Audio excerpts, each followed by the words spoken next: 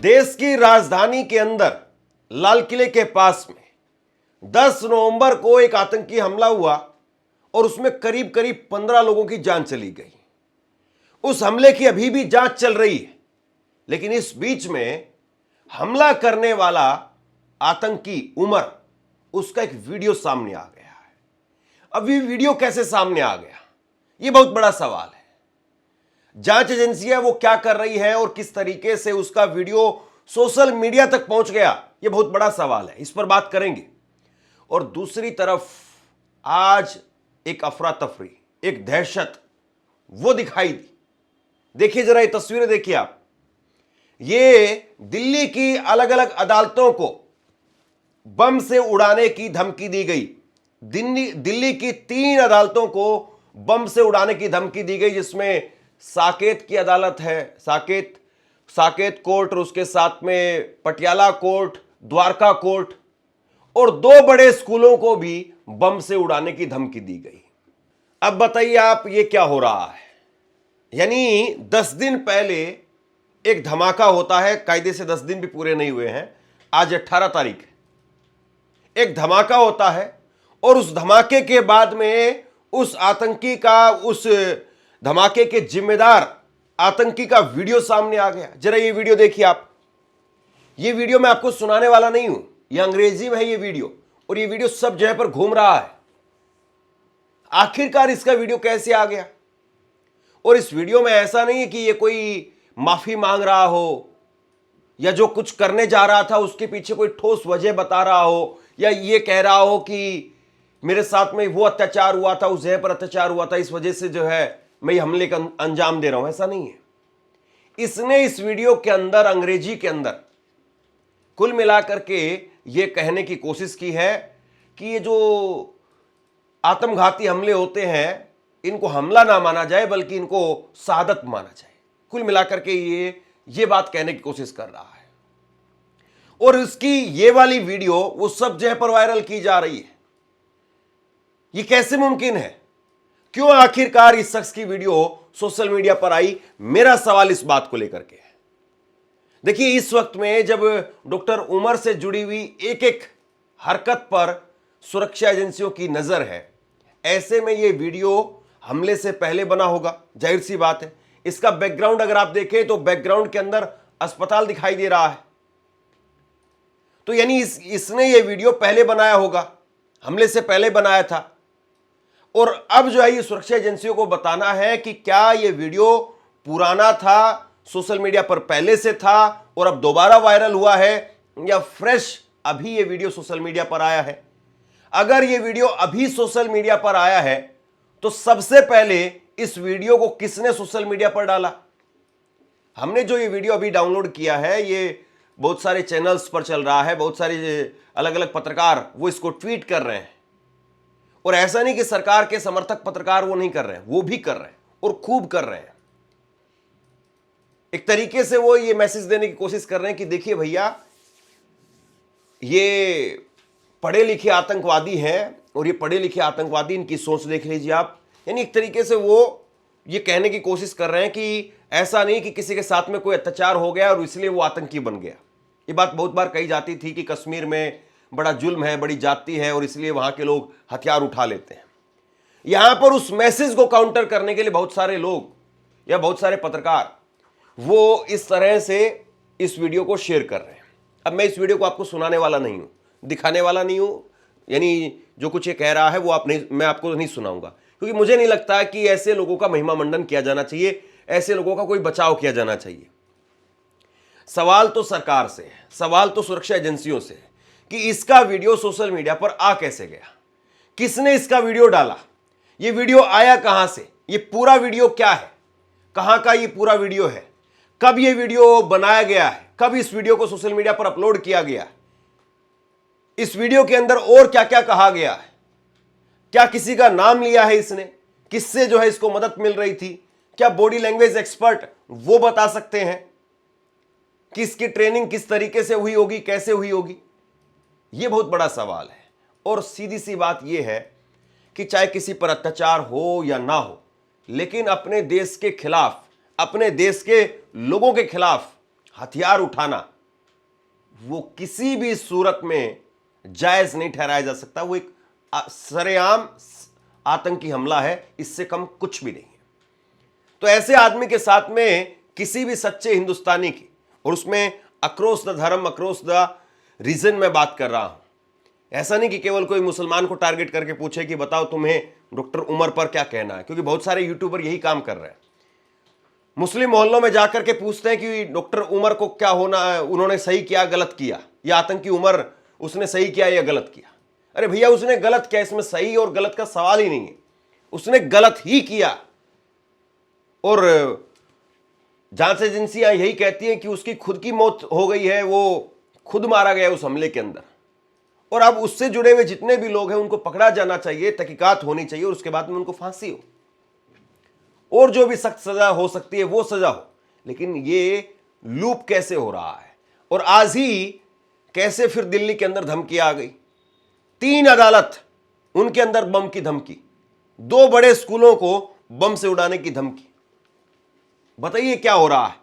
साकेत की कोर्ट है, पटियाला कोर्ट है, और उसके साथ में द्वारका कोर्ट, इनको बम से उड़ाने की धमकी भरा मेल मिला है, और पुलिस ने सभी अदालतों को खाली करवा दिया। जांच शुरू की गई। रिपोर्ट्स में दावा किया गया कि धमकी भरा मेल वो जैसे मोहम्मद के नाम की मेल आईडी से भेजा गया, और इसके बाद में तीनों कोर्ट कैंपस में बम स्क्वाड जांच कर रहा है। हालांकि अभी तक कुछ भी नहीं मिला है। और देश की राजधानी के अंदर ये बीते 2-3 साल से यही पैटर्न चल रहा है। सुबह सुबह फोन आता है कि फला फला स्कूलों के अंदर बम लगा दिया गया है, और जांच करते हैं, कुछ नहीं मिलता है। परेशान कौन होता है? दिल्ली में रहने वाले लोग परेशान होते हैं, जो सुबह सुबह अपने बच्चों को नहला धुला करके और स्कूल में भेजते हैं। फोन आ जाता है उधर से कि अपने बच्चों को लेकर के चले जाइए, क्योंकि एक धमकी का मेल आया है, स्कूल को उड़ाने की धमकी दी गई है। स्कूल वाले परेशान, माँ बाप परेशान, और सरकार अभी तक ढूंढ नहीं पा रही कि इसका इलाज क्या है। डिजिटल इंडिया, हमारी जो इंटेलिजेंस है वो यहां पहुंच गई, वहां पहुंच गई, तमाम तरह के दावे होते हैं, लेकिन उसके बावजूद ये हाल है। और अब तो ये अदालतों को लेकर के कहने लगे हैं कि अदालत में भी बम है। सबसे बड़ी बात यह है कि आज ही पटियाला हाउस कोर्ट दिल्ली के अंदर एनआईए, वो दिल्ली लाल किला कार ब्लास्ट के एक आरोपी जिसका नाम है जसीर बिलाल वानी, उसको पेश करने जा रही थी। ठीक सुबह 11 बजे यह मेल आता है उसकी पेशी से पहले। अब बताइए, किसी सामान्य आदमी ने तो नहीं किया होगा, और सामान्य आदमी कोई इस तरह की इतनी बड़ी खुराफात कर भी नहीं सकता है। ये कौन है जो बार बार धमकी भरा ईमेल भेजते हैं, फिर पता चलता है कि ये कोई कनाडा में भेज करके कोई बैठ करके कोई भेज रहा है, कोई लंदन में बैठ करके ऐसा काम कर रहा है, और ये देश की राजधानी में हो रहा है। आप राजधानी को सुरक्षित नहीं रख पा रहे। आप बिहार में 202 सीटें जीत गए, जीत का सेहरा अपने सिर पर बांध करके घूम रहे हैं, और उसमें भी कह रहे हैं कि नहीं जंगल राज आ जाएगा, इसलिए महिलाओं ने हमको वोट दिया। और ये देश की राजधानी में जो माहौल है, इस माहौल को आप क्या कहेंगे? कभी अदालतों को, कभी स्कूलों को, कभी बम धमाके, इसको आप क्या कहेंगे? और ये बिल्कुल high sensitive, high security zone के अंदर ये हो रहा है। ये वहां तक लोग पहुंच गए हैं। ऐसा नहीं कि दूर दराज में कहीं क्षेत्र में, कहीं जो है वो खेत में किसी का चोरी छुपके से कुछ कर दिया गया हो। नहीं साहब, जहां कैमरे भरे पड़े हुए हैं। आपसे कुछ कहना चाहता हूं, आज के वक्त में पत्रकारिता करना कितना मुश्किल काम है, लेकिन अगर ऐसे में भी कोई आपकी खबर दिखा रहा है, कोई आपके मुद्दे पर बात कर रहा है, तो आपको भी उसका साथ देना चाहिए।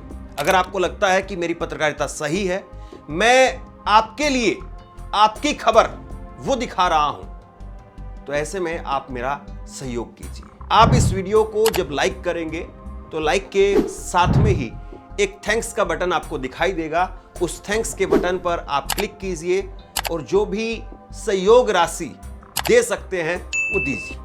दूसरा, आप चैनल को ज्वाइन कर सकते हैं और चैनल को ज्वाइन करके भी मुझे मदद कर सकते हैं। और जरा आप ये तस्वीर देखिए एक बार, ये तस्वीर देखिए। अलग अलग सीसीटीवी कैमरास वो सामने आए हैं कि कैसे किस किस जगह से होता हुआ ये आतंकी लाल किले तक पहुंचा।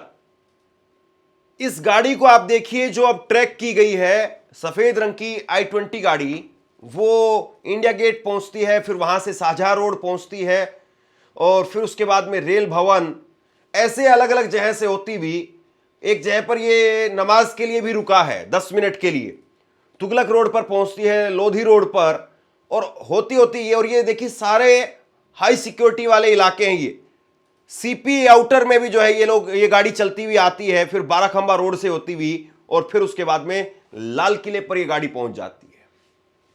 इसमें से एक भी क्षेत्र ऐसा नहीं है जिसको ये कहा जाए ये कि तो बहुत आउटर दिल्ली वाला मामला है, जहां पर कैमरे नहीं थे, जहां ये नहीं था, जहां वो नहीं था। ये ऐसे इलाके हैं जहां पर अगर चिड़िया भी उड़ करके निकलती है तो आप ये गिन सकते हैं कि चिड़िया कितनी गई है, कितनी चिड़िया उड़ करके गई है, ये आप गिन सकते हैं।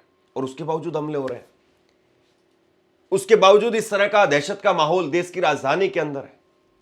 आप सोचिए कि आपको पता चले कि आपका बेटा फला स्कूल के अंदर पढ़ता है और आपके फोन पर फोन आए कि वहां पर इस तरीके से बम की धमकी आई है, आपकी क्या हालत होगी।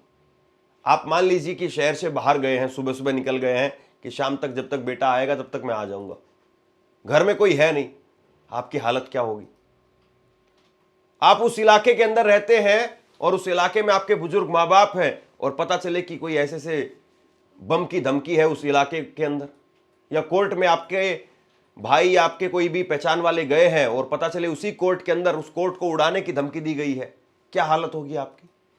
ये सब कुछ हो रहा है देश की राजधानी के अंदर, जहां पर अब वैसे तो राजधानी में 4 इंजन है, लेकिन 4 इंजन 2 इंजन इससे फर्क नहीं पड़ता है। हमेशा से दिल्ली की सिक्योरिटी वो तो गृह मंत्रालय के अधीन रही है, गृह मंत्री अमित शाह है, अब बताइए इसको क्या कहेंगे। ऐसे ही सुबह एक और खबर आती है सामने, सुबह एक खबर सामने आती है कि सीआरपीएफ के 2 स्कूलों को भी बम से उड़ाने की धमकी मिली है और एक अज्ञात व्यक्ति ने पुलिस को फोन करके दावा किया कि कैंपस में विस्फोटक रखे गए हैं। सुबह करीब 9 बजे प्रशांत विहार और द्वारका के स्कूलों को बम से उड़ाने की धमकी दी गई और दोनों जगह पर टीम पहुंच गई। एहतियात के तौर पर स्कूलों को खाली करवा दिया गया, लेकिन अभी भी वहां पर किसी प्रकार का कोई विस्फोटक मिला हो ऐसी कोई जानकारी सामने नहीं आई है। तो जिस तरीके से ये लगातार एक के बाद एक कनेक्शन निकल करके सामने आ रहे हैं, क्योंकि एनआईए दिल्ली ब्लास्ट के केस में आरोपी को पेश करने वाली थी पटियाला हाउस कोर्ट के अंदर, और ऐसा नहीं होगा, इतनी इत्तेफाक वाली बात नहीं हो सकती है। कौन है इसके पीछे, ये नेटवर्क कैसे काम कर रहा है, इस बात को जरा समझने की जरूरत है। एनआईए मंगलवार को आरोपी जसीर बिलाल उर्फ दानिश को पटियाला हाउस कोर्ट में पेश करने वाली है। इससे पहले वहां पर रैपिड एक्शन फोर्स तैनात की गई है। यह आरोपी हमले में मारे गए आतंकी डॉक्टर उमर का दोस्त बताया जा रहा है। अभी इस मामले के अंदर एक नया जो है वो तरीका ये निकल करके सामने आया कि इसमें करीब 8 के करीब डॉक्टर वो गिरफ्तार हुए और इसको व्हाइट कॉलर टेरर मॉडल जो बताया जा रहा है। अब ये वाकई हैरान करने वाली बात है कि पहले तो ये कहा जाता था कि कम पढ़े लिखे लोगों को गुमराह करके भटके हुए युवाओं को जो है वो इस रास्ते पर ले जाया जा रहा है, लेकिन अब एमबीबीएस और बड़े बड़े डॉक्टर वो अगर इसकी जद में है तो सोचना होगा कि सुरक्षा एजेंसियां वो किस तरीके से काम करें या कहां पर उनकी चूक हो रही है। बहरहाल देश की राजधानी में जो कुछ हो रहा है और जिस तरीके से ये सारे घटनाक्रम निकल करके सामने आ रहे हैं, इसको लेकर के आप क्या कहेंगे, नीचे कमेंट बॉक्स में लिख करके जरूर बताइए। इस खबर को शेयर कीजिए। धन्यवाद।